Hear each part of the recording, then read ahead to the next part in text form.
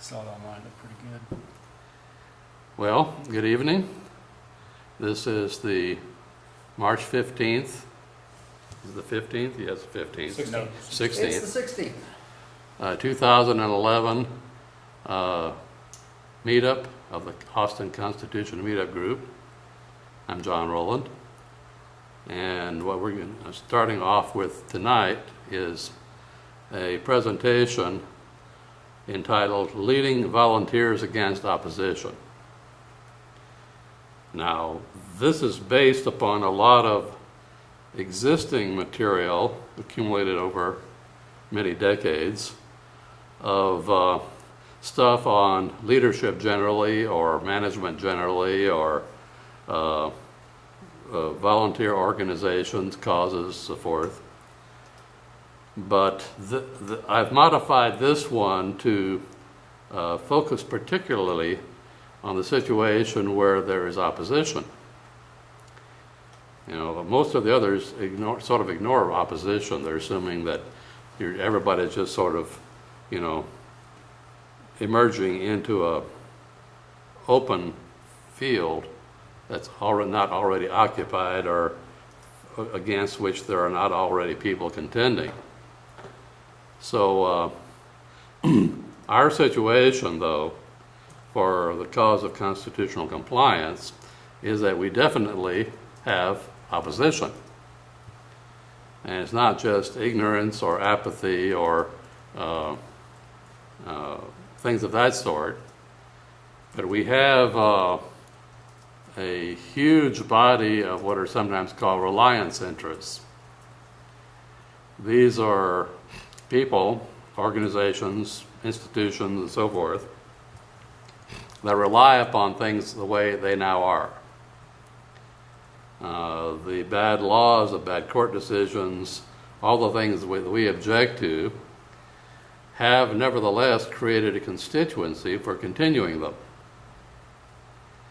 And if we were to return to constitutional compliance at this stage, we would be cutting a lot of those people out from their livelihoods. Just think, for example, about the prison industrial complex, particularly the federal. You know, 95% of all federal criminal cases are unconstitutional. If we were to enforce the Constitution on that subject, all those people would have to be let go. The prison officials would have to be let go. Now, a lot of those prisoners could be retried under state laws, which would be constitutional in most cases, but the odds of the states being able to pick up the slack for that is pretty low. And so it might mean a migration of federal prison officials and law enforcement officials to the states. But of course, if we've seen in the present situation, the states don't have the money to pick up the slack. And the federal government doesn't have the money to give it to them. So it would mean a scaling back of employment in an important area. The same is true of a lot of other areas. Now, I sometimes argued that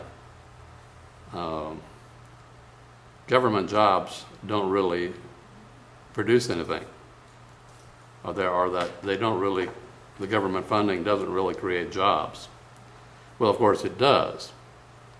That's what most of these reliance interests are devoted to, government jobs and government contracts. Now, the fact that the jobs may not make anything of lasting value is an issue. You know, a lot of them are just pushing paper around, and they're not really building anything that's going to endure for at least 50 or 60 years or so. Of course, some of them do. The government does do things like build bridges and highways and so forth. But most of what they propose to spend money on now is not for that purpose. Most of it is simply either to provide pensions or health care, which is mostly health care for older, sicker people who, if health care were not provided, might die sooner, probably would die sooner, most of them. But it's a very high proportion of the medical money goes to extending life for less than a year. So, you know, our hearts break when we contemplate cutting off medical care for people who are on their last legs, but how much is it worth to society to keep someone alive only another year? You know, a few thousand, sure. A few million, well, maybe not. So, you know, we have to make hard choices. And that's what the reliance interests are about. And the reliance interests are organized. They take the form of unions, not just public worker unions, as we've seen recently in Wisconsin, but also organizations of other kinds that represent occupational groups, lawyers, doctors, almost every occupational group you can imagine has its own organization. And of course, government workers are the single greatest constituents for government programs. If we were to cut back on federal spending, we'd be laying most of those people off. In fact, if we were to cut back government spending as much as we need to end the deficit, we might be having to create unemployment rates of more than 40%. Now, eventually those people could find other jobs as the economy rebounded, but in the short term, it would be disastrous. So we have to face the fact that any large change of almost any kind is going to be disruptive, and potentially so disruptive that it can cause the collapse of the economy. And yet we're in a situation where we also don't have the time to just phase out things like Social Security, Medicare, Medicaid, government pensions, and so forth. Ideally, we should phase them out maybe 5% a year for 20 years. But we apparently don't have 20 years. We may not even have 1 year. So any way we go, we're in trouble. And the recent events in Japan are sort of a metaphor for what we can face, because what happens, for example, when the economy collapses and we can't pay nuclear workers, or the security forces surrounding nuclear plants, or the utility companies that provide them with water and electricity. Now, probably those things would not be cut off for nuclear plants, but they would certainly increase the odds of the jeopardy of failure if only a few more things go wrong. So imagine a worldwide economic collapse that causes most of the nuclear plants in the world to melt down. So we'd not only have an economic meltdown, we'd have nuclear meltdowns, we'd have agricultural meltdowns, we'd have just about every kind of thing that we engage in melting down, all within a matter of a few months or maybe a couple of years. That really strains the ability of human society to respond. I mean, we can take care of a few of our neighbors, but when we're surrounded by 1 million people who are all in need of help, it becomes overwhelming. So we're in a dire situation, but one of the things that we are discussing this evening Since we don't have organized institutions trying to provide remedies because they don't know what to do or they're part of the problem, we have to find ways of developing remedies ourselves. It's up to us. We can't depend on anyone else to do it. And it does not work to just call for those in power to say, fix the situation, save us, because they don't know what to do. And most of the people who have been, rallying and demonstrating and all that, they don't know what to do. They have a general idea of what they're against, but they don't know what to do in terms of a step-by-step programmatic solution, because they don't think in those terms. And there are very few people in this country, in this world, that do.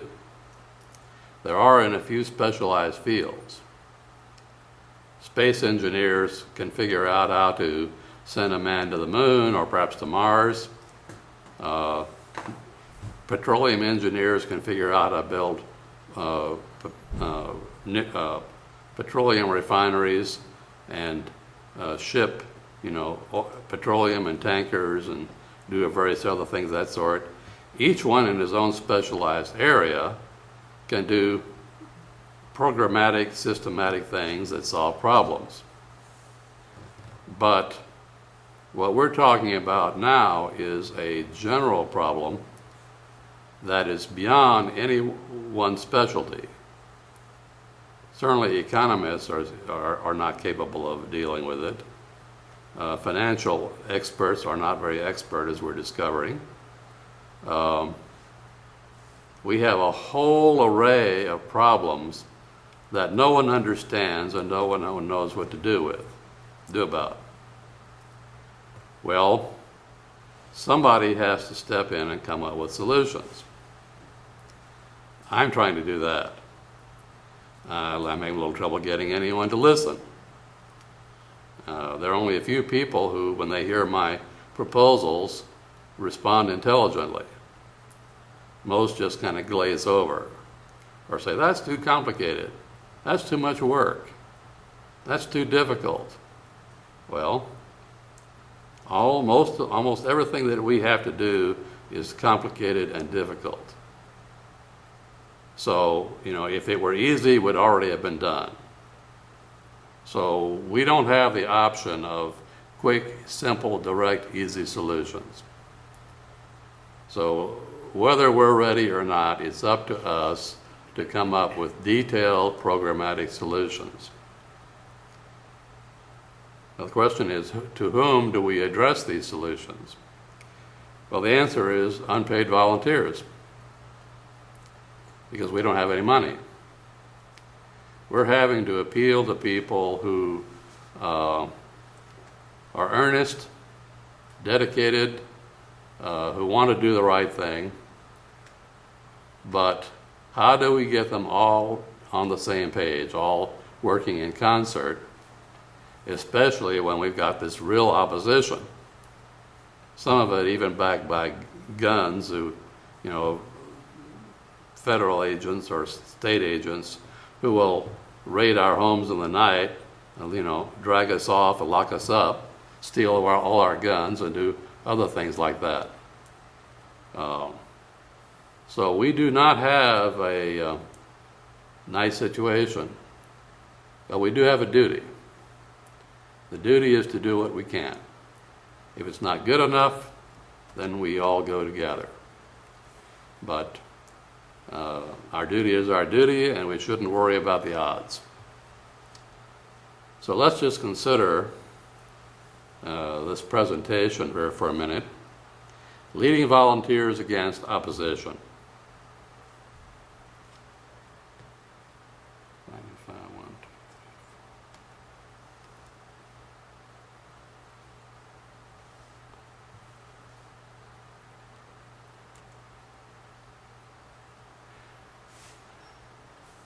The problem is that we have or need volunteers, but we don't have any money to pay them or even reimburse them.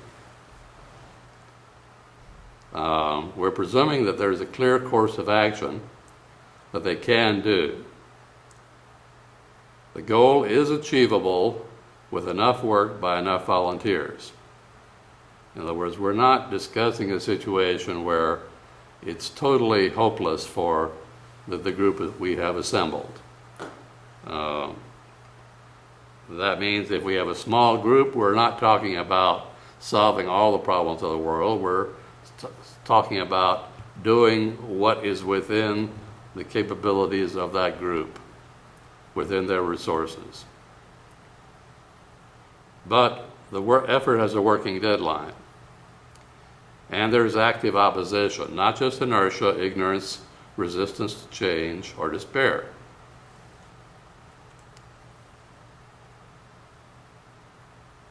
Okay, there are certain steps to prepare in the situation. First is to research the problem. We have to develop a deep understanding of what is going on if we're going to do anything about it. Then we need to develop a solution. That's where the problems develop, because it's often easy to get people to agree on problems, but much more difficult to get them to agree on solutions. Solutions tend to be complicated. You can present a problem in simple terms, but solutions are almost never simple. Okay, then we need to develop plans of action to achieve the goal, the solution. That means we have a master solution, but then we have a lot of little sub-solutions. Each step along the way is a sub-solution. Then we need to develop arguments to recruit volunteers. Now, in general, volunteers are not going to be ready for every kind of argument that we can throw at them. In many cases, all they'll be able to do is to respond to the leader because they have confidence in the personality, and trying to get them to really understand the problem or the solution may be beyond the state at which they are then to be found. So you may have to inspire them to follow, and just trust me that we know what we're doing. Of course, that can lead to disaster, because there are a lot of charismatic charlatans out there who have their own plans that are bogus, that will lead to disaster, and most people are not going to know how to tell the difference. Okay, next we need to identify prospects. Now, in the article I sent you a link to, Diffusion of Innovations, it discusses that. The problem with pushing anything is what you're trying to do is get people to adopt something, to make it their own, to practice it, to do it. And in general, most people are not initially ready for that. So work was done at the University of Chicago in the 50s, funded by large broadcasters. Television was becoming a factor then, and they wanted to know what they could tell people, potential advertisers, about what would work to sell their products and services. And of course, their hope was that the scientists could tell them, well, throw enough money into advertising and people will flock to your products and services. That's not what they found. What they did find was that there's a small number of people who will adopt at an early stage any new innovation. These are called early adopters. Then there's a second tier of adopters called secondary adopters, naturally enough. And their adoption is mainly conditioned not upon things like broadcast messages, but upon the example of the early adopters. In other words, they are imitating their early adopters. They see them, they see their satisfaction with what they've adopted, and they imitate them. Then there's a third tier of tertiary adopters. They mainly imitate the secondary adopters. And a quaternary tier. And after that, you kind of diffuses into the general society. It does not in general work to devote a lot of resources to directing your message at later stages of adoption before the first ones have adopted, because it's just going to be a waste of money. So what you want to try to do is to first identify the early adopters, target them, then after they are providing the example to the secondary adopters, direct your efforts at the secondaries to reinforce the example of the primaries. It can't succeed all by itself, but it can amplify the example of the primaries a little bit, call people's attention to them. In the same way with the tertiaries and the quaternaries. So an ideal marketing campaign for any new product, service, idea, religion, or anything else is to start with the primary adopters, then move your targets to the secondary, then to the tertiary, then to the quaternary, and so forth. So it becomes a problem of how do you identify those? And that's a large area of research in itself. In generally speaking, you can get a pretty good idea based upon what has been adopted previously. If some new product or service catches on, you can trace to see who bought first, who bought second, who bought third and fourth, and so forth. And if you examine these patterns, you can begin to organize society, the economy, really, into adoption hierarchies, adoption tiers. Now, the same kinds of adoption tiers don't work for all kinds of innovations. Religions will not in general follow the same pattern as, let's say, a new electronic product. So you have to, on the other hand, religions may follow a similar pattern to previous religions. Religions tend to spread that way too, ideologies, business practices. All kinds of things tend to follow similar adoption patterns. All right, once you've identified your prospects, figured out where it makes the most sense to allocate resources, then you make your presentation. And it's got to be good. You've got to close those early adopters. Because once you can get them on board, everything becomes easier. If you can't get those first ones, then you've got a problem. And particularly in something like causes, you need to get commitments from people at each stage along the way. Commitments to buy it, to use it, to recommend it to their friends, to help spread it, and so forth.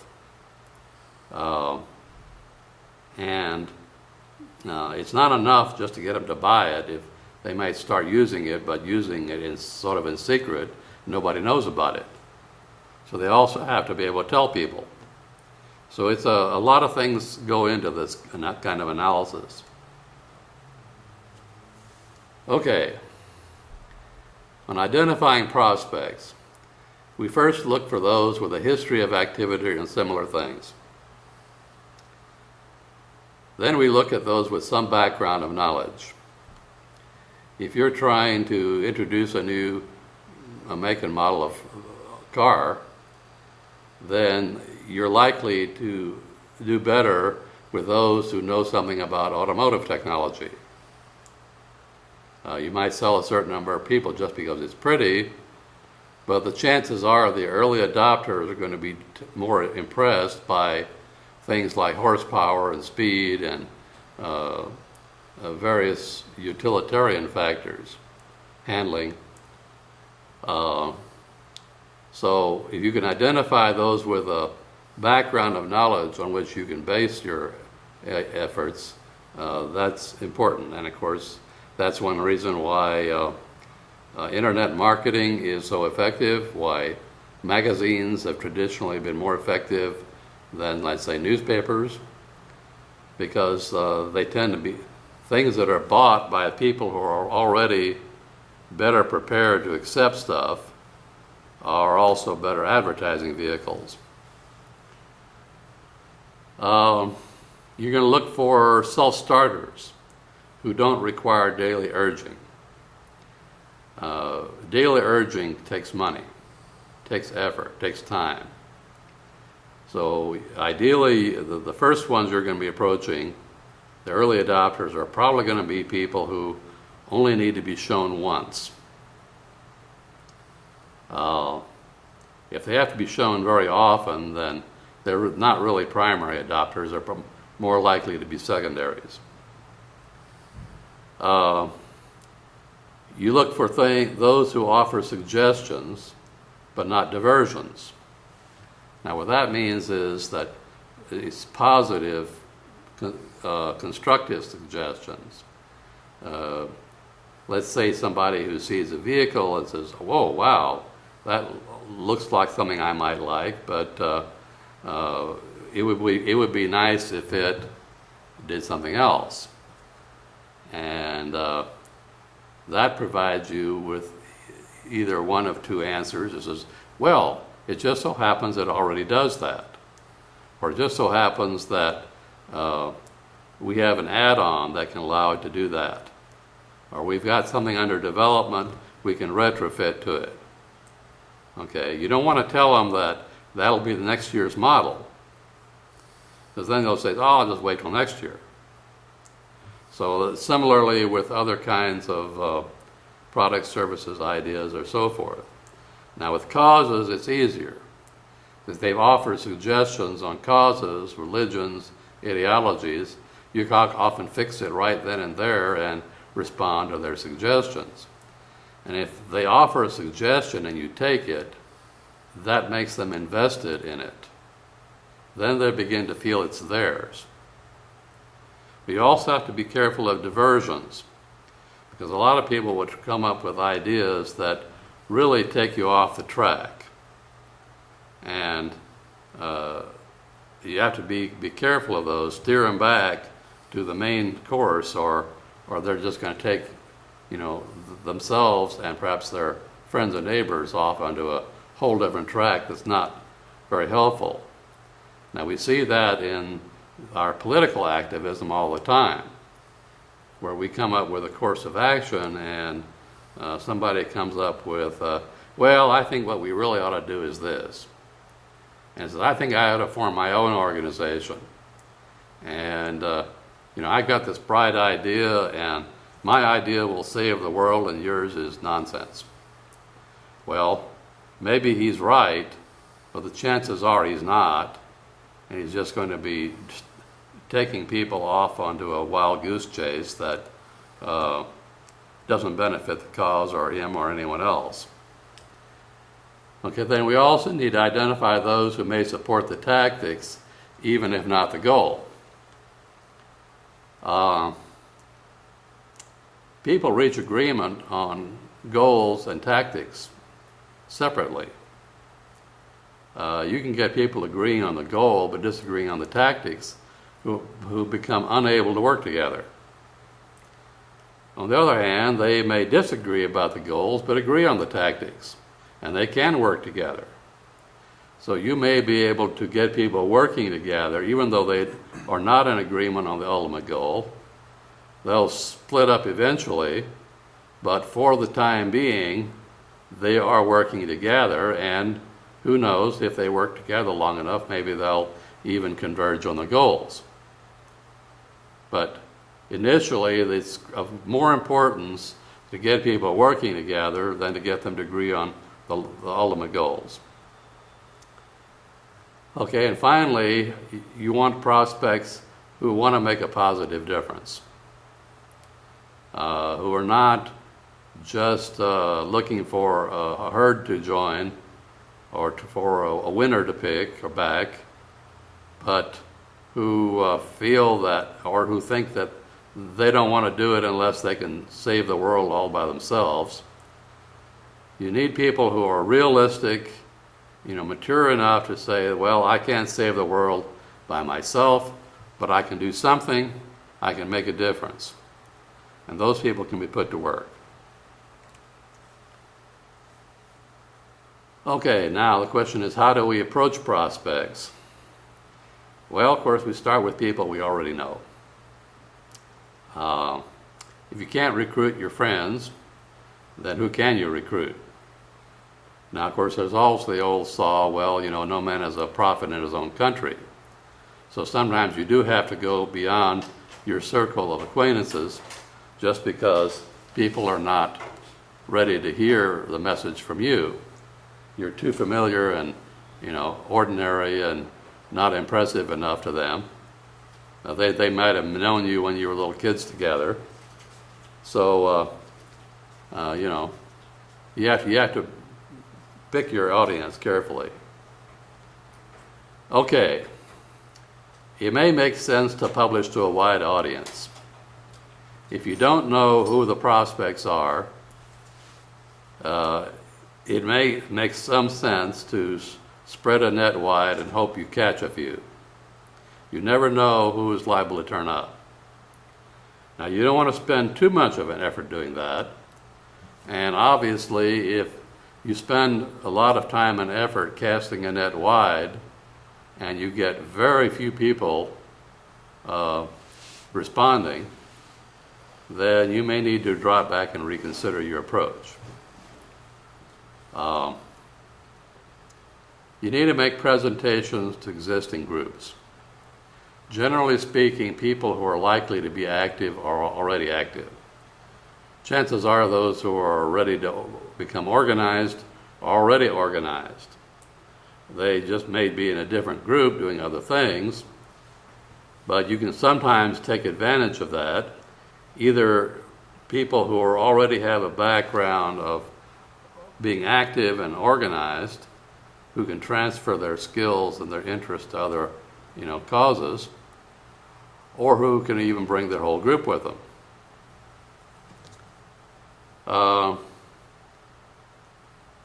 Getting back to the concept of diffusion of innovations and the tiers of adoption, you want to take each person, to the extent possible, as far as he or she is ready to go at each encounter. Don't try to take them all the way to the end in one step. Very few people move all the way to the end in one step. If you look around you, if you consider yourself and your own involvement, the chances are that you didn't get here in one step. You probably took a little step, then you were encouraged to take another step and another step and another step, and over a period of time you move forward, forward, forward, until you got to where you are now. And if somebody had tried to push you too far, too fast, at a too early a stage before you were ready for it, it might have turned you off. So you have to figure out how far people are willing and able to go, what it takes to take them that far, then break off and come back later. So you have to schedule your encounters with people, which can be tricky if there are large numbers of them. It's just like trying to sell door-to-door, encyclopedias say. They may not be ready to buy, to close on the first time you visit them, but you plant the seed and they say, may I come back again in 2 weeks? Says, okay, sure, you come back in 2 weeks. Maybe you take it a little bit further. Maybe after a third or fourth visit, you can close and make the sale. Chances are, if it's more than 5 or 6 visits, it's not going to be worth it. They're probably not going to buy. So you have to figure out how you're going to allocate your resources there.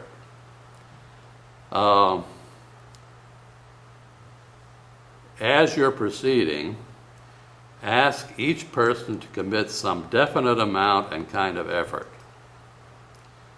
One of the things I like to do at meetings like this is to hand out paper and envelopes and tell people, write a letter to your state legislator, write a letter to your congressman. It's not much, but it's something. And if you can get used to doing one small thing, then you can do another small thing and another small thing, and after a while you develop a momentum. You're doing bigger and bigger and bigger things until you're fully involved. You don't want to say, go out and get this constitutional amendment adopted. That's too much. Okay, writing a letter is something they can do. Making a phone call, sending a fax. So start out with small efforts and build up. Now, there are several motivational types that we need to look to. First, there's what we might call the achievement professionalism type. The second is the influence recognition type. And the third is affiliation altruism type. Now, these are sort of nebulous concepts, and people don't necessarily fall neatly into one or the other of these, but there tends to be, some people tend to be more of one than another. And depending on which they are more of, it may change the approach you want to take to them. The achievement professionalism types are those who want to get something done. They take pride in accomplishment. They see something they can do, and they are looking forward to the satisfaction they can get from getting it done. The influence recognition types are those who like to influence others and like to be recognized for their efforts. They tend to be more herd or group oriented. These are people that particularly respond well to pats on the back, to praise, to being given influential positions within the effort, and so forth. Then there's the affiliation altruism group, who genuinely want to help people and who want to feel that they're helping people, even if they don't get any recognition for it, even if there's not a definite milestone of success. It's just a feeling that they're moving forward, that they're building relationships, that they're helping people move along. That's satisfying to them. Now, let's look at the achievement motivated further. They respond to recognition that challenges their skills and learns new ones, that quantifies their success, that offers tangible rewards, that tells others of their achievements, that is connected to jobs with clearly defined goals, that recognizes them to the general public, and that recognizes them to affiliated groups. The power influence motivated respond to recognition that can be used to persuade or recruit others to the cause, can be used to broaden public's knowledge, quantify specific accomplishments, have opportunity to interact with players, names an achievement in their honor, provides recognition by top people, and allows them to be promoted and to direct others. Now you'll notice a pattern here. There's some overlap, but in each case it's responding to recognition. That recognition is key here. Then the affiliation motivated respond to recognition that provides appreciation from persons helped, provides a symbol identifying them with success, offers social opportunities, provides appreciations from those they admire, recognizes their efforts to their peers, and is fun with others.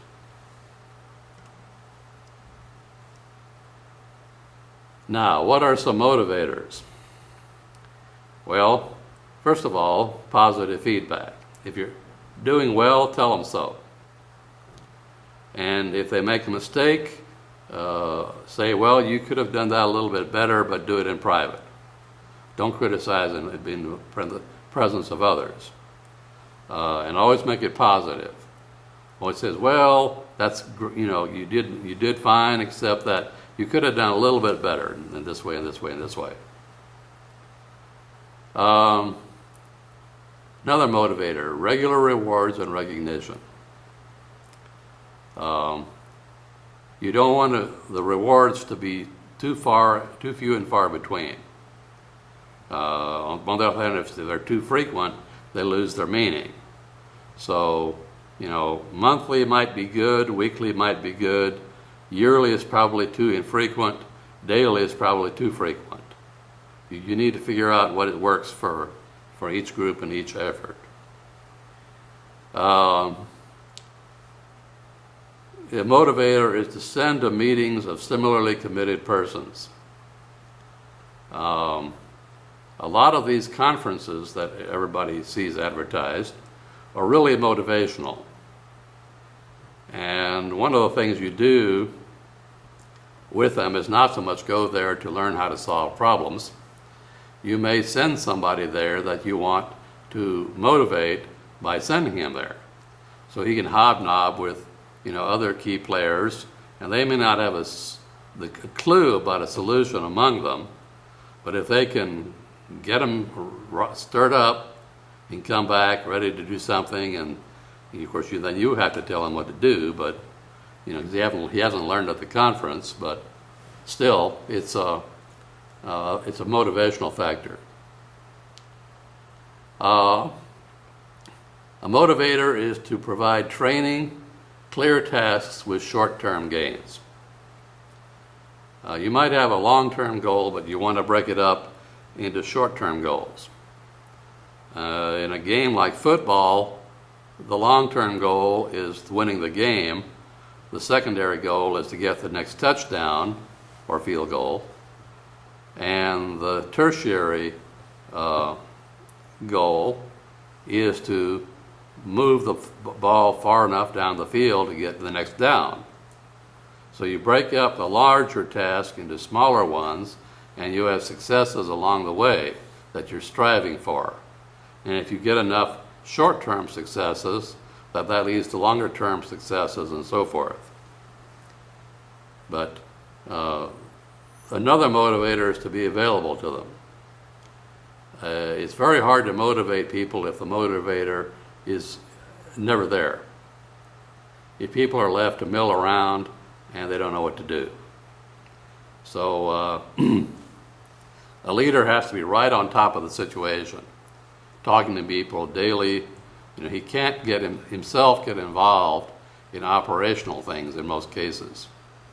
If he is the organization's best writer, best speaker, best intellectual creator, he probably shouldn't be in a leadership position because he is needed for other things. He needs other people to get out there and keep the troops moving. He should concentrate on what he does best. If he has to play that role as well, then it's going to be less effective at providing the grist for the mill of the effort. So again, it becomes trade-offs that have to be taken into account. Okay, another motivator is free food and fun. Now, if you don't have money, you can do potluck. But there needs to be a social dimension. People need to have fun doing things together. If every meeting is a grim rendition of the disasters of the previous week, well, eventually people are going to drop out. They don't want to stay in an effort that has no good news and it's not really that fun to be with people. You know, if you have a bunch of activists who really don't like each other very much, they're not going to be as effective as people who do. Whereas if they start developing warm personal relationships, then they become a team, they become a tribe. It's just like in the military. If you ask most guys why they go into battle, you know, risk their lives, they'll tell you it's not, they might have started out to some degree being for his country, but after a while it becomes for his buddies.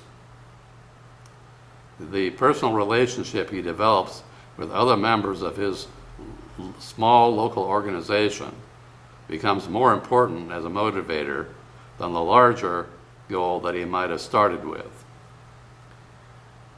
Then another motivator is to appoint those committed to volunteers. You need to find and recruit at an early stage those who really like volunteers and working with them. If your lieutenants do not like volunteers, if they don't like getting them to do things, then they're not going to be very effective. They should be put to work doing something else. So you need a certain number of people who are people to be your lieutenants and to deal with the volunteers. Okay, now we get into obstacles. It's the part I promised you at the beginning. One key obstacle is the goal is distant and complex. That's the big killer. Constitutional compliance is a distant, complex goal. There's no way around it. The Constitution is a design for a long-term solution. It's for dealing with the needs of society over the course of millennia. You know, literally the Constitution was designed to keep the country going for thousands of years. So a lot of the things that people want to do to violate it seem like good ideas in the short term. They may be enough to justify violating the Constitution. They almost never are. But they lose track of the long-term goal in focusing on the short term. And most of the incentives we have every day all around us is to focus on the short term and lose sight of the long term. And as anyone who's tried engaging in, let's say something as simple as a mail fundraiser, sending out pieces of mail, ordinary mail, as I used to do, to try to raise money. Now, a lot of you have heard this story about how most of the money for fundraising campaigns goes to the fundraisers. Well, that's true. If a mail out brings in 5% more than it costs, it's considered a success. If you get a 1 or 2% response rate, that's success. It's not so much that the money goes to the mailing service. Well, it kind of does, but it's mostly not to salaries, it's mostly to printing, postage, and so forth.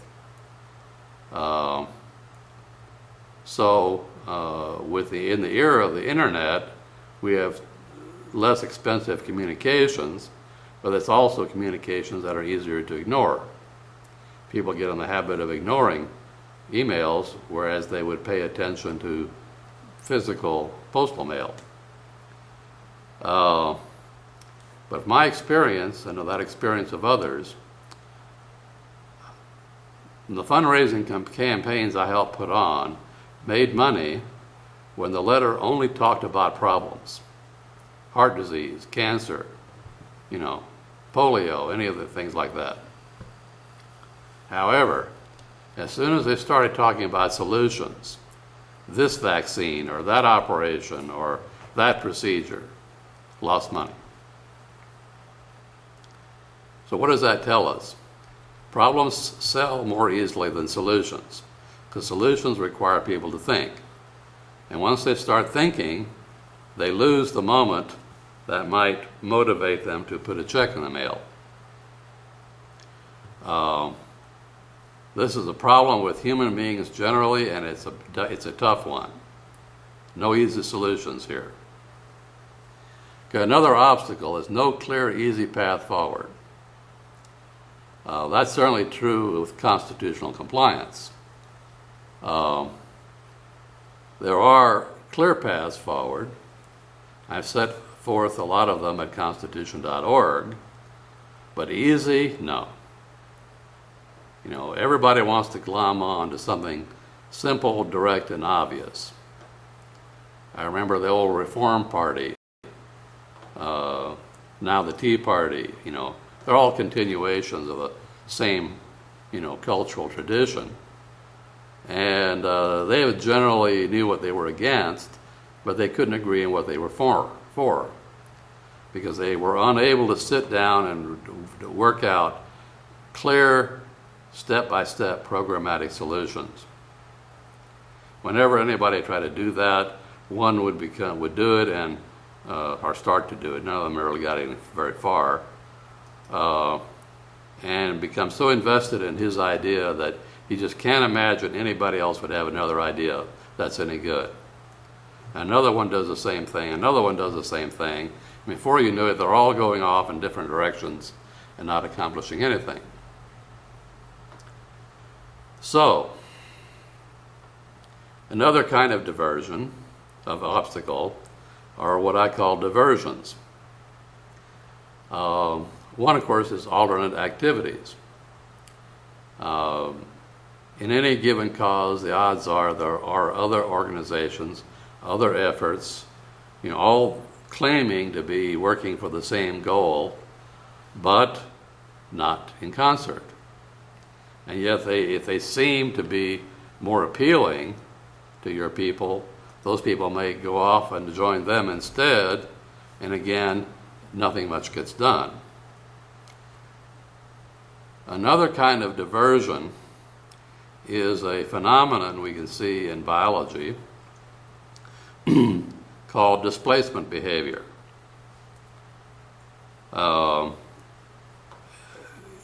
It was originally observed in such situations as fish competing, maybe for a mate. A male loses out in a contest for a female with a bigger fish, and being frustrated, he starts hitting his head against a rock. Now you say, why would a fish hit its head against a rock? Well, they actually do that, some of them. And what we're seeing is an effort to relieve tension by doing something that's totally irrational, that serves no useful purpose, that all it does is relieve tension.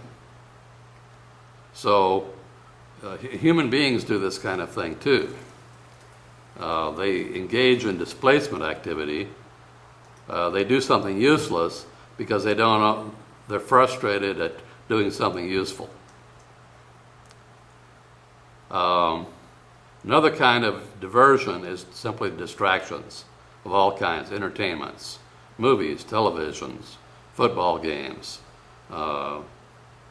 somebody popping up phone calls, distractions, somebody, old friend stops by. There's no end to distractions. And most people do not develop very good habits of controlling their susceptibility to them. Okay, and the next major obstacle is misinformation. Now, our opponents are good at that. If there's true information out there that supports our cause, in most cases they can't conceal it, but they can flood the field with all kinds of misinformation so that you don't know what's right. So bury the truth in enough lies, and people can't tell the difference. Now, of course, the opposition is not the only one spreading misinformation. A lot of earnest activists do the same thing. They hear that somebody said something, rumors spread, people come up with their own cockamamie ideas, one thing leads to another, and before you know it, something is spreading that's not true. It gets everybody going off in the wrong direction. And of course, finally, a major obstacle are personal challenges. Death in the family, an illness, an accident, loss of a job, a lawsuit, a criminal charge, all kinds of things can divert people from any given cause or activity. Okay. What do we do when the goal is distant? Well, here's where we need to develop inspirational techniques. Reinhold Niebuhr, the great theologian and philosopher, once said, "Nothing that is worth doing can be achieved in our lifetime. Therefore, we must be saved by hope. Nothing we do, however virtuous, can be accomplished alone. Therefore, we are saved by love. No virtuous act is quite as virtuous from the standpoint of our friend or foe as it is from our standpoint. Therefore, we must be saved by the final form of love, which is forgiveness." This is something, and other messages like it, that need to be repeated often. Because ultimately, what we're engaged in any given cause, any given activity, is a kind of religion. It's similar in many respects, if not most respects, to any other kind of conventional religion. But it involves the same kind of inspiration. And sometimes, of course, it's blended with conventional religion. Now, when the goal is complex, what do? All real political reforms are complex and obscure. If it were easy to understand, if it were simple, chances are it's already in use, and maybe has been for hundreds or thousands of years. What remains to be done is almost always complex, usually difficult to understand, even by the experts. It can be difficult to discern it, in the complexity of everything that surrounds it. When the goal is complex, it is not necessary to fully understand to act. Ultimately, we don't never really fully understand the world in which we live or act. We have to make educated guesses. We have to develop models that make sense, but they can't be too simple. If they're too simple, they're almost certainly wrong. Probably maybe some charlatan's idea of snake oil. So we have to beware of snake oil in all of its forms. When the goal is complex, we need to support those who best understand.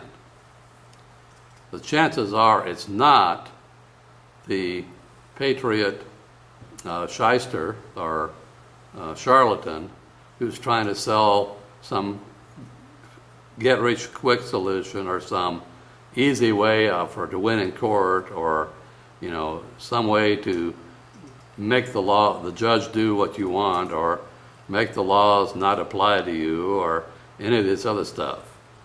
That's nonsense. those people don't understand anything. The people who understand will in general be highly, highly, highly educated and intelligent people. They will not be your next door neighbor unless, you live in a research community or something. So you need to look to those who know the most about everything or anything. Don't believe or accept the ideas of uneducated people. You need to take one small step at a time. This is important. In many cases, the complexity dissipates to some degree as you get closer to the goal, as you move forward. The one small step at a time may take you through the forest until you can see the clearing out the other side. You might be confused by the trees as you in the early stages, but you can begin to see your way through as you take step by step by step. And if it turns out you're headed in the wrong direction, maybe you can take a different direction. So we can learn as we proceed, and we have to in almost every case, which means we have to be prepared to change our plans. Our plans of action are working plans that are maybe good to get started, but the chances are they're going to have to be changed along the way. The old military saying is that no plan survives contact with the enemy. The same is true in any cause. You have to be prepared to act quickly, respond quickly to changing situations. And of course, when the goal is complex, we may pick up others along the way. As you're taking your steps, as you're learning, other people may be learning as well, or you may be helping them to learn. So people who may not have been fully on board may join you. That's what Joan of Arc used to do. When she was fighting for her country, for France, she started out with a small band of volunteers, and as she proceeded and as she began to win victories, more and more people rallied to her banner until she had a whole army behind her. So, and she was an inspiring figure. And by the way, for her time, probably one of the best military strategists in history. So even though she was illiterate, she had a certain amount of natural talent, and she had the ability to inspire. And most of the inspiration was of people who didn't understand what she was doing. They just wanted to follow her. Now we get to opposition. What does the opposition have going for them? First of all, they have captured most decision makers and players.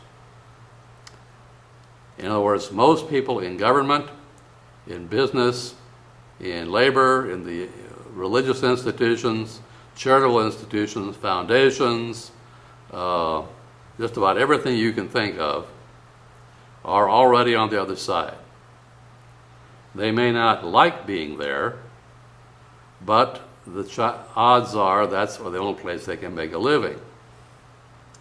And if there's a whole concept due to a guy named Leon Festinger of cognitive dissonance, that if you do something, your beliefs, your thinking tend to change to agree with what you actually do. We saw that in the killing by the Nazis of Jews and Slavs and Gypsies and other people in Europe during World War II, with the wardens, the people holding the prisoners. They may not have believed in what they were doing, but by being forced to do it and yielding to the pressure to do it, eventually they came to think that what they were doing was right. They didn't start out thinking it was right, but by the time they did it long enough, they did think it was right. And we see that pattern over and over again. So it can be a real problem sometimes getting people who are locked into a system to step back and see what they're doing for what it really is. The opposition has cut off most approaches and opportunities. I'm fond of pointing out that we haven't lost our rights, we haven't lost our remedies, but we've lost easy access to our remedies. In other words, they've placed them out of reach, made them too expensive, too difficult, too complicated. They've put up too many gatekeepers, too many obstacles, until the point, we've gotten to the point where it's very difficult to achieve justice in court or in any kind of administrative proceeding, in any kind of legislative body. The obstacles, are just monumental.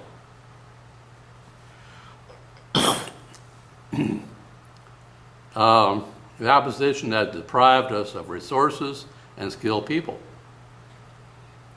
Besides capturing most of those skilled people for their side, they keep us so busy just trying to make a living. They took so much of our money in taxes, or the high cost of living, the other things of that sort, that we have very little left to devote to any cause. I make fundraising efforts all the time on behalf of the Constitution Society, and other like-minded organizations do the same. And unfortunately, most of the people who support our efforts don't have any money. Some of them once did, but no longer do. And if you examine their life stories, case by case, you'll find that in most cases they were once in a better position than they are now, and the opposition played a large role in putting them in the bad position they're in now. So if you want to,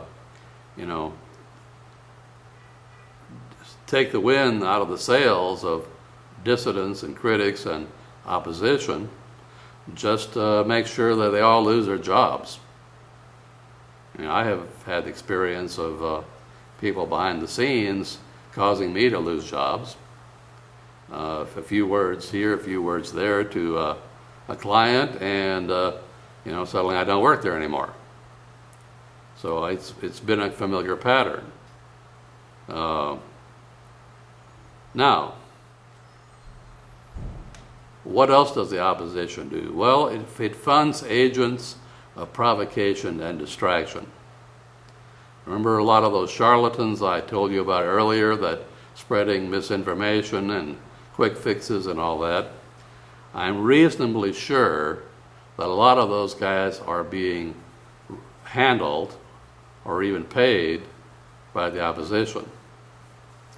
They have too much money to work with not to be getting it from someone other than their scams. I've been in a lot of gatherings where there seem to be people just swoop in from nowhere to distract us, to provoke us, to try to get us to engage in violence, to do all kinds of things. They come up with all these weird, wacky ideas that they try to sell us on. Sometimes they almost succeed. Sometimes they do succeed. These are not accidents. The opposition has a small army of people they employ to do that. The most common technique they use is to charge someone with a crime, and they say, okay, we won't prosecute you, but you have to work for us. Or they say, well, maybe prosecute your wife, your child, somebody else that you care about, but you've got to work for us. So that's how they get people to work for them for cheap. The opposition has spread propaganda and misinformation. They do that in many ways, in many forms. I encountered it after the Oklahoma City bombing, when suddenly on television there are all these people trying to blame the event on two things: the militia movement and talk radio. And so I got to work carrying a different message to the media. And I knew how to do that. I had previous experience in contacting media and telling them our story for any given cause. And I found myself visiting the same media either slightly before or slightly after these flaks, I call them, were spreading the other side of the story. In other words, it wasn't just spreading, by osmosis. These were guys actually hired to go out and talk to members of the media with their misinformation. And it led to a funny story, because I was once heard back from a producer at one of the media outlets that I had contacted. And I got there before the opposition flak got there.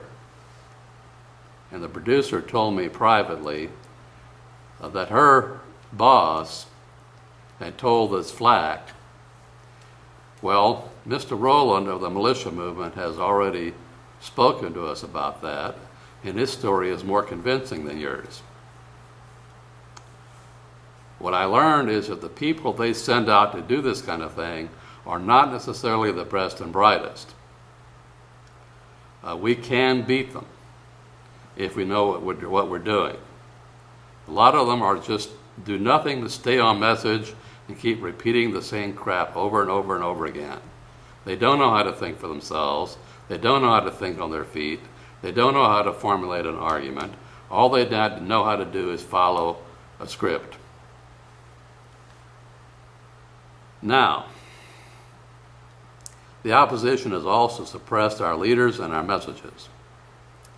There are many ways they've done that, from prosecuting them criminally to causing them to lose their jobs to perhaps causing accidents. There are all sorts of ways of doing that. But they do it, and it's something we need to plan on and be ready for. And the thing to realize about the opposition, it's easy to blame everything on malevolent individuals. We tend to see the opposition as a bunch of Darth Vaders.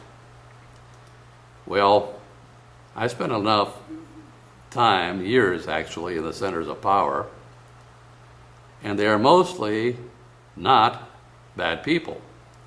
Most of them think of themselves as good guys.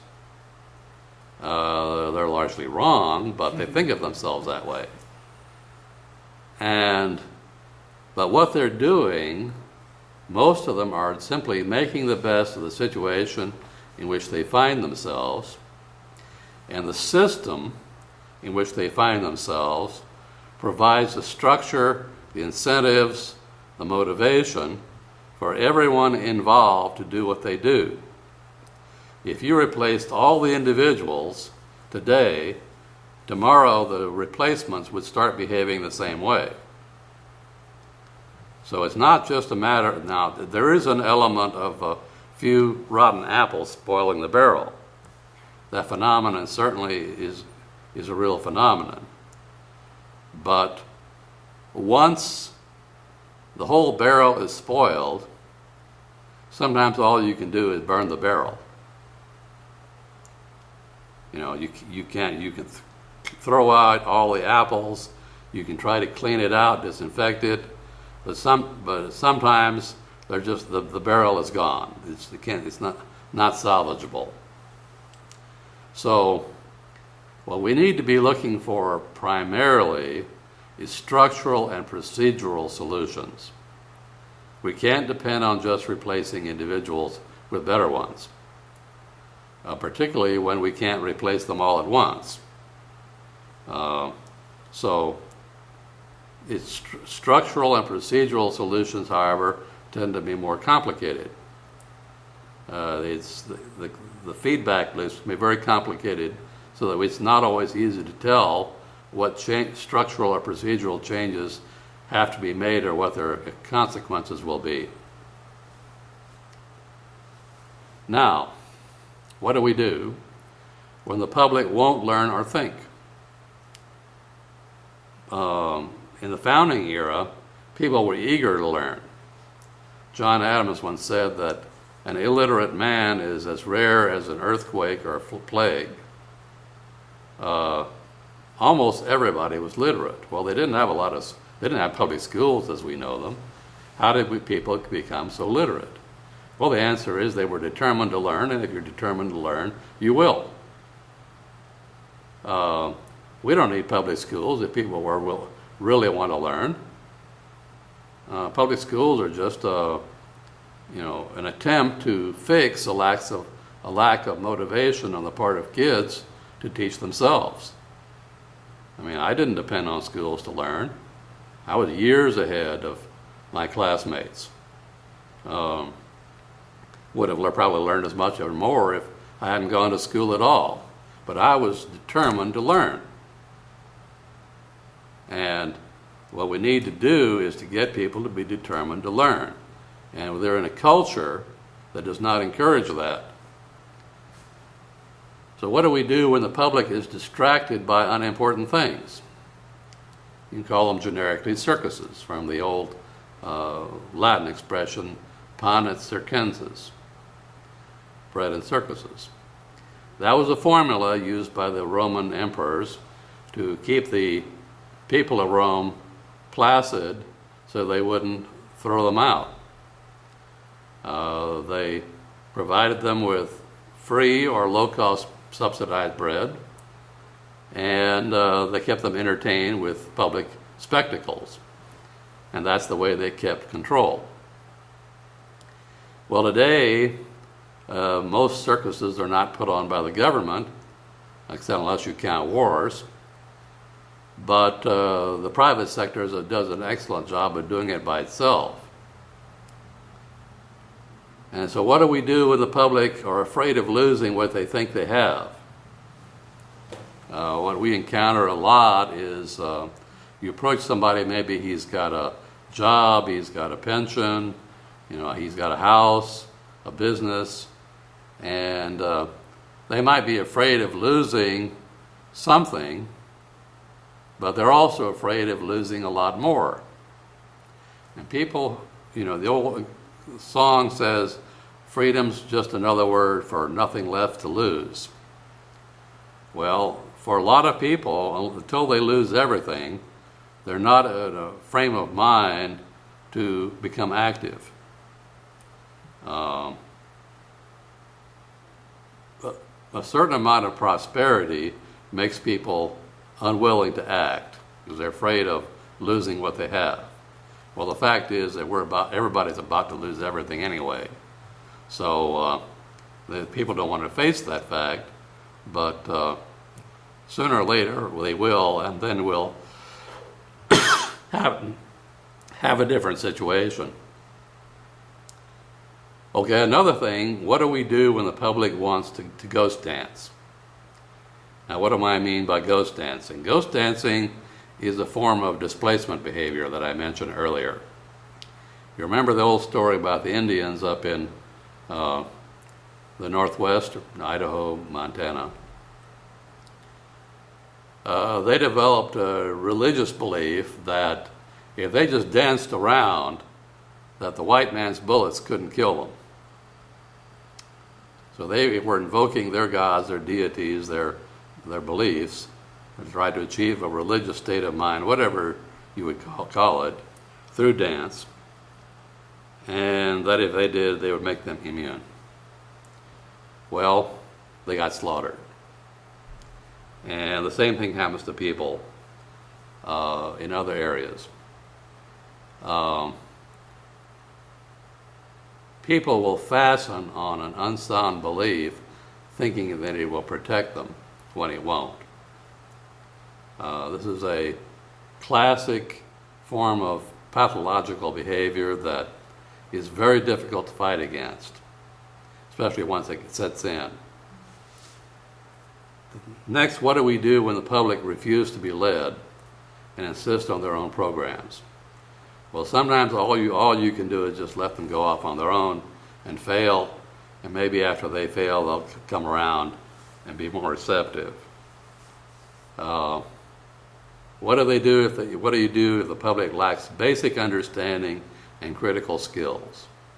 I mean, we've got the problem now, we didn't have in the founding era, that so many people read at such a low level and are unable to write at an advanced level.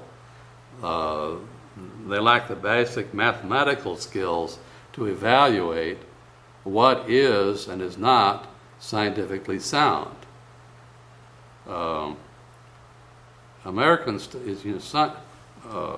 Education is not just to help people do a job.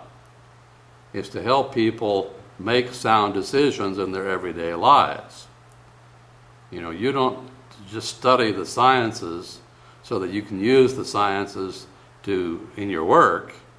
You study it so you can make intelligent decisions about what products and services to buy, how to invest your money, what candidates to vote for, where to go on your vacation.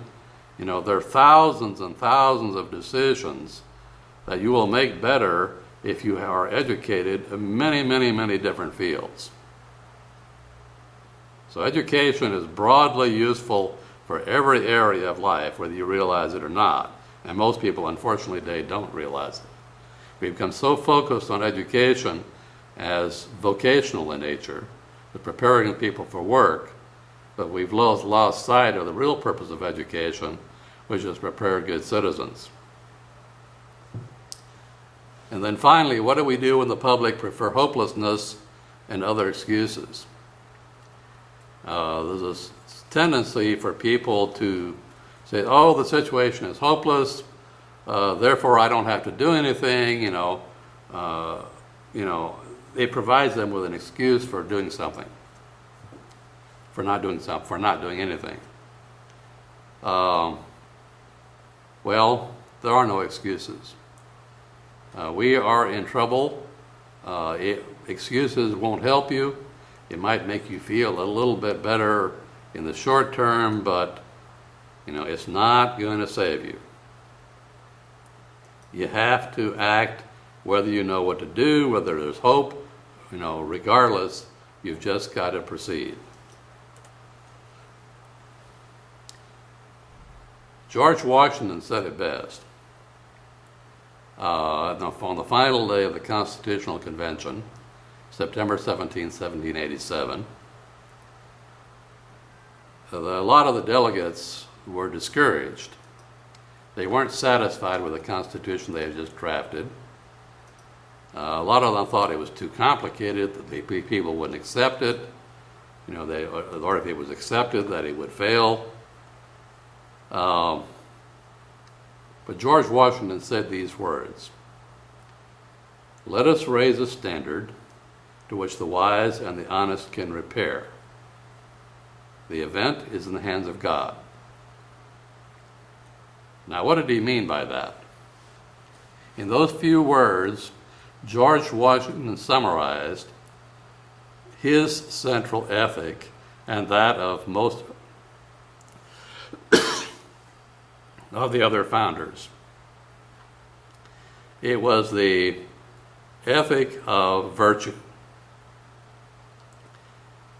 He was saying that we are not responsible for outcomes, only for making our best efforts to do our duty. And he identified virtue as the foundation, but of course, it's virtuous to do one's duty. Some ethical systems make duty primary, but they don't tell you where the understanding of what your duty is comes from. And the founders recognized that virtue is more fundamental because you need virtue to figure out what your duty is. So that ends my presentation for right now, and the floor is open to questions. So where do we go from here? What do we do? What's the clear course of action that was identified early? Following up on that. Well, a clear course of action we've got right now is nullification. Right now, we have a lame brain bill that's been introduced in the state legislature by Leo Berman. It is too late to file any more bills. It's going to come up pretty soon for a hearing. I will be testifying, and when I do, what I will testify is that the bill as written should be rejected, but more importantly, it needs to be amended. It's not too late to make amendments. That's right. And the amendment I call for is really more of a substitution. It's replace the whole thing. Well, about the only thing it would have in common would keep the number. But it's basically my nullification proposal. And what I could use would be people joining me. I'll put out the word when the time comes. I get the exact time and date to join me in testifying, all to the same effect. If we can get enough people, all lining up, all supporting my position, it can make a difference. It just did recently. Berman also introduced a bill to impose a fee on, to get on the ballot for third parties. He was going to want us to pay $750 or more to get on the ballot. And we testified against that, and he withdrew it. So, of course, he withdrew it because there was opposition on the committee. What we need to do now is to say, well, nullification is a good idea, but not this plan, not this bill. But you can amend it, and here's how to amend it. And I'll hand out the proposal. That may not work. Even if it works past the committee, it may not get adopted by the legislature, or it might be vetoed by the governor, although I have some reason to think he might like it. But we have to do what we can. You guys can help. Particularly those of you who have a job or a non-job that you can take off during the day. Which Do you not have me, unfortunately. I do have a vacation coming up in April, I think. So if it falls within my vacation time, I can possibly help then. Do you know what the date was yet? Or Don't know yet. I'll put out the word on Would you to the anticipate group and to everybody else a matter of days or a matter of weeks or months? within 3 or 4 days, probably. Oh, very soon. Very soon, yeah. Oh, Good. probably be able to get off it. Anyway, do what you can. If nothing else, send letters or phone calls or faxes or whatever you can do. I got the first notice of that from Pat, and before I closed that email, I'd already found the names and got to the web pages and sent the emails to my Yeah. reps, and then I picked one of the guys on the committee and sent a note to him. I forget which one. I think Well- I tried to pick the chairman of the committee, and I said, "Stop this crap." Yeah. Well, another thing we need to do is oppose this guy's proposal for a constitutional convention.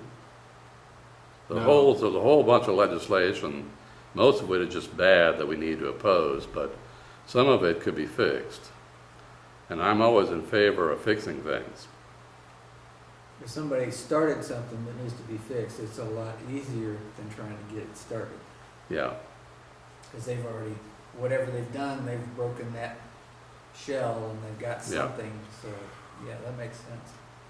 So, what's your assessment of Leo Berman's bill that he introduced?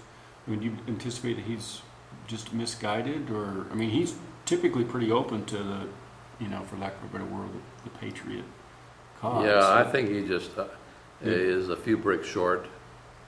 And somebody just gave him He's- is it actually called a nullification? Yeah, he's a nice old guy, but He Didn't have the doesn't, facilities to, yeah, he doesn't think through these things. I But- think he can be persuaded. He told me that he would vote for my proposal if somebody else introduced it. But now So- what we need to do is to tell him, no, what you're doing needs to be replaced with this. but where did he get the text for his? From the 10th Amendment Center Oh. is their standard proposal. There are Is it two, also a there are notification two commission? competing groups that are introducing legislation in state legislatures. The 10th Amendment Center is one group, and the other is an outfit called the U.S. Patriot Union. Well, the 10th Amendment Center is typically pretty solid material, right? So, Their presentation of the problem is, the historical background, but their legislative solutions are ridiculous. okay. And I keep telling them that, and I think some of them are showing signs of beginning to realize that I'm right. But it's a whole problem that once they put something out there, they don't want to admit that it's a bad idea. Well, I'm saying, well, you don't have to admit it's a bad idea, just add my proposal to these others. Well, I would say, well, the trouble is if people look at them side by side, they're going to realize that the first ones are bad ideas. And the U.S. Patriot Union is really arrogant and obtuse. I mean, they're, all but call me, an enemy of the country when I try to tell them that their idea was a bad one. Well, actually, their idea is closer to mine than the 10th Amendment Center is. But they have all these flaws built into it. It looks like they borrowed some of my language, but then screwed it up. And so it was an effort to head me off with a bad idea. And I get that impression in talking to them. That's the kind of thing the opposition does.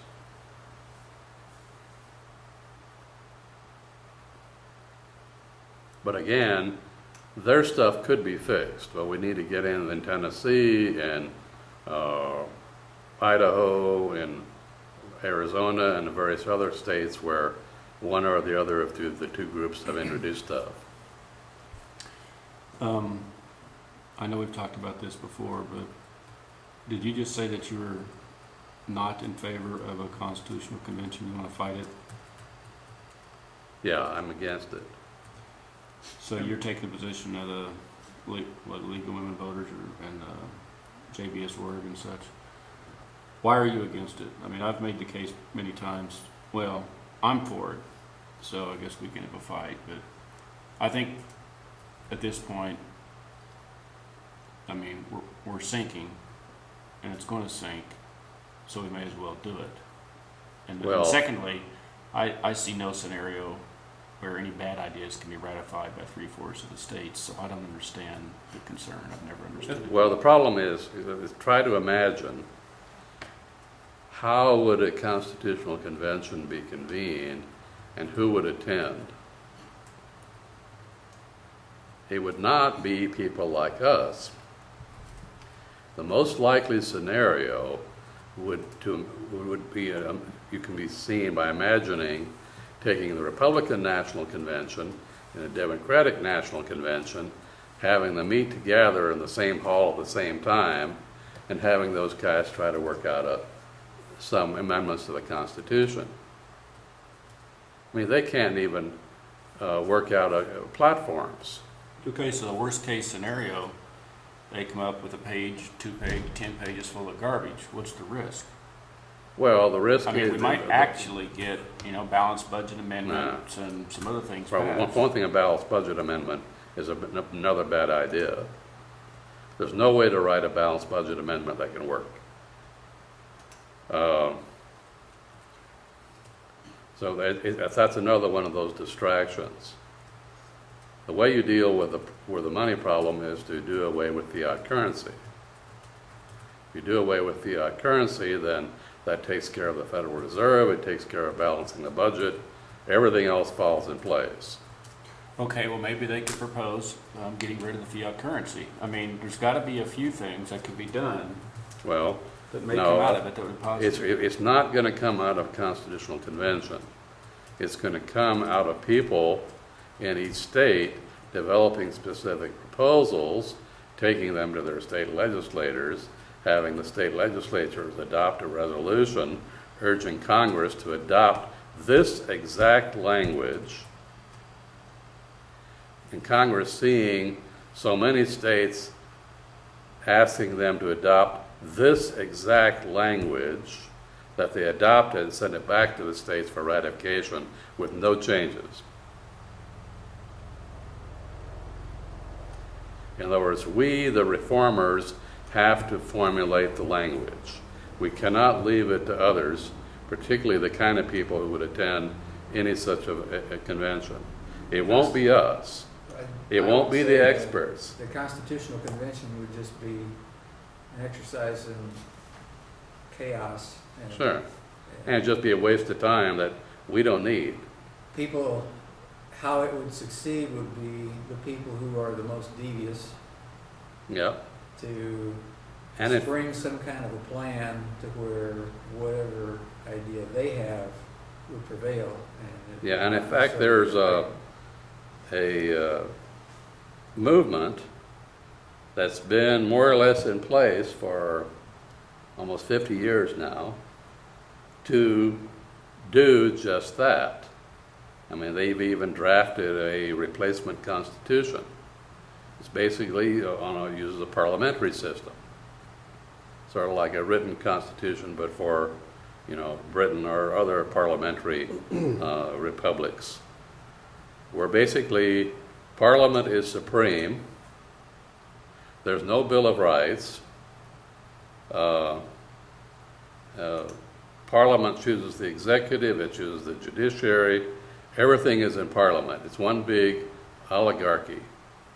Yeah, that's Well, it. It's but all again, in there's no risk if 3/4 of the states aren't going to ratify it. I mean, all bad ideas, the process itself, by having ratification, already solves that Yeah, but you concern. cannot depend. So You cannot depend on these same interest groups not to get in there in each state and sway the state legislatures. which is what's going on now. Yeah, it's already happening. So this approach is too dangerous. It's at best a distraction. There's no way that it can be helpful. I've said it again and again and again. Do not leave to others the job of writing reform proposals. We have to write them. We cannot depend on anyone else to do that. I have written a whole bunch of amendments. I've presented them to a lot of people. I say, okay, try to find some fault with these. Only a few people have looked at them seriously, and nobody can find any fault with them. They agree, John, it's right on. It's perfect. It's no room for improvement. And after a conversation, sometimes even I find room for improvement, and they didn't. But I've done the work. Now what we need is people to buy into that. And if we even got 2 or 3 of those amendments proposed by a state legislature to Congress and then proposed back to the state legislatures, I mean, every one would make a huge difference. Don't have to adopt them all. I admit there are too many of them, but unfortunately the situation is such that we're going to have to do a lot of them.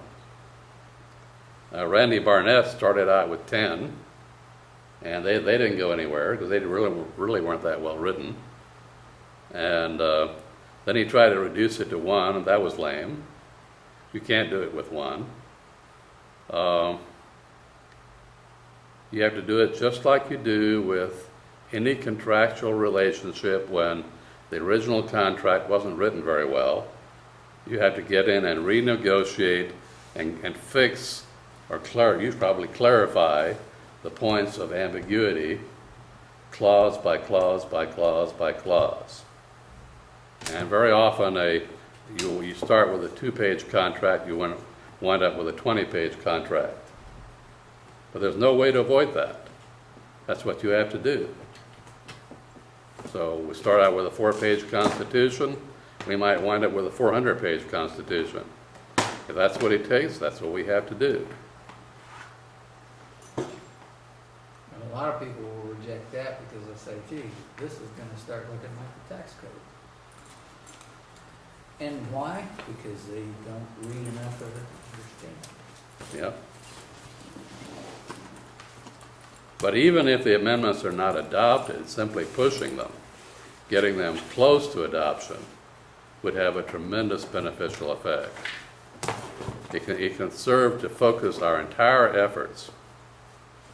But we're not even going to get to the point where we can propose amendments until we do make progress on nullification.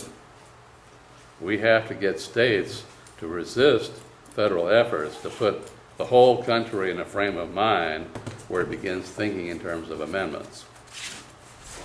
So it's sort of a large two-step process. That's something that would be very subtle, but it would shift the playing field only to open the door to more changes. Yeah. And I just don't find a lot of people thinking in these terms. I need more people that do. That's why the Tea Party was so successful, because it was getting people reactions. People was giving people things they could react to, Yeah, and that gave them something to do in the moment, but yeah. it's not really. And of course, now the guys Yielding they've elected to results. Congress are in the position of having been elected to be against things, but they don't know how to develop constructive solutions. So they're still missing the creative intellectual component in all of that. The ability and willingness to develop detailed, complex, step-by-step, solutions. And it has to start here at our level. It's not going to happen in Congress. It's not going to happen in some, bureaucratic agency. It's not going to happen in, the courts. You just explained part of why that is the way it is, other than the basic self-preservation mode, and people want things to stay the way they are, so inertia is a wonderful thing, but the people who function in that environment don't have the intellect to come up with the changes. So they have to be willing to follow somebody who does. Right. And they have to know how to recognize those people. And that ability to recognize requires an understanding that is deficient in that part of the population. Yeah. And that means changing out the whole barrel. Ultimately, yeah. The risk of changing out the whole barrel is, No. are enough of us bright enough, and have we vetted all of the new apples? Mm-hmm. Or are we just going to put in all of the people that are going to destroy us? Yeah, who's going to make the railroads run? Right. Yeah. Well, anyway, we need to abandon our position here. The library's about to close. I hope you've enjoyed all this. Worth the wait. Good set of slides.